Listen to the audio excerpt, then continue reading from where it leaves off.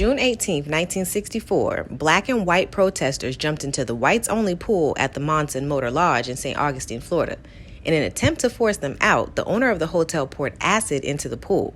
The protest and the extreme response has played a role in the passing of the Civil Rights Act and a significant moment during the larger civil rights movement. Tired of restaurants and hotels dragging their feet on desegregation, the Southern Christian Leadership Conference, also known as the SCLC, started a civil rights campaign in St. Augustine, Florida, in the summer months of 1964, led by Martin Luther King Jr., Robert Hayling, Ralph Abernathy, and others.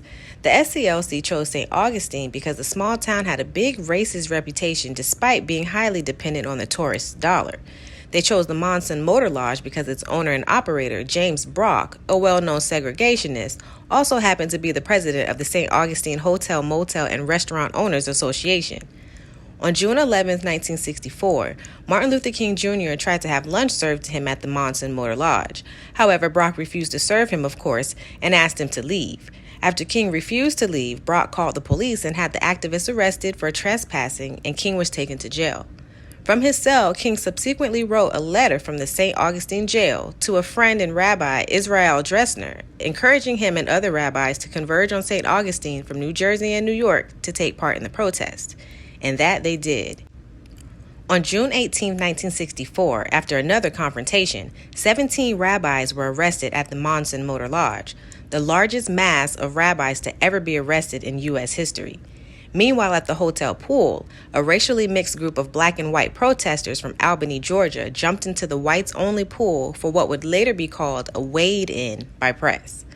Outraged at the sight of an integrated pool and hotel, Brock had a quote-unquote meltdown and ran around the pool pouring powdered muriatic acid into the water in an attempt to get the black folks out of his pool.